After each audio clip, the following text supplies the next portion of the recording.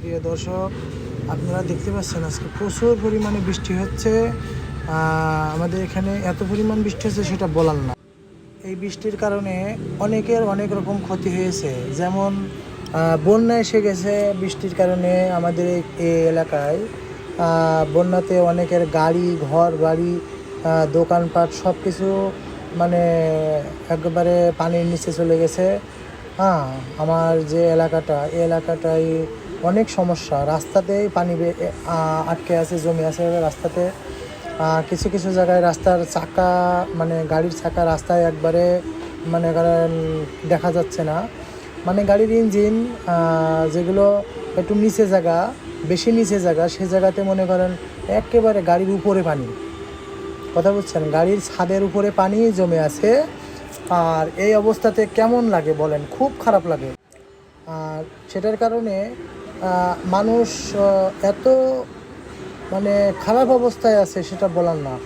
আর কিছু মানুষ আছে সুযোগ সন্ধানী যেমন গাড়ি, যে বন্যার পানিতে যে গাড়িগুলো আপনার পানির নিচে চলে গেছিলো, নষ্ট হয়ে গেছে, সেই গাড়িগুলো এখন সস্তাতে কিনে সেগুলো আবার রিপেয়ারিং করে একটু ফ্রেশ করে আবার ভালো দামে বিক্রি করবে।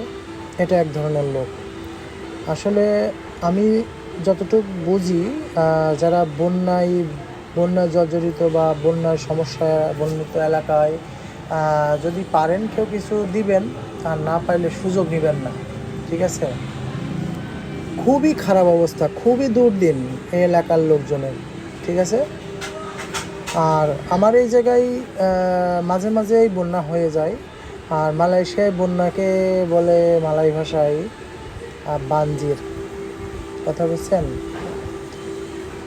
এলাকায় আসলে বানজির বলতে খুবই খারাপ অবস্থা, মাঝে মাঝেই হয় এটা। যদি 1 থেকে 2 ঘন্টা যদি জোরে বৃষ্টি হয় না, তাহলেই মনে করেন বন্যা এসে যায়। কথা বুঝছেন? 1 থেকে 2 ঘন্টা বৃষ্টি হলেই বন্যা এসে যায়, মানে খুব করুণ অবস্থা। এই অবস্থার জন্য সবাইকে বলি, সবাই বেশি বেশি করে আমার এই চ্যানেলের ভিডিওটি শেয়ার করবেন, যাতে করে যারা এই এলাকায় বাঙালি আছে, অনেক বাঙালি আছে, পাকিস্তানি আছে। কথা বুঝছেন? আর পাকিস্তানিদের বলতে পাকিস্তানিদের আমার খুব একটা ভালো লাগে।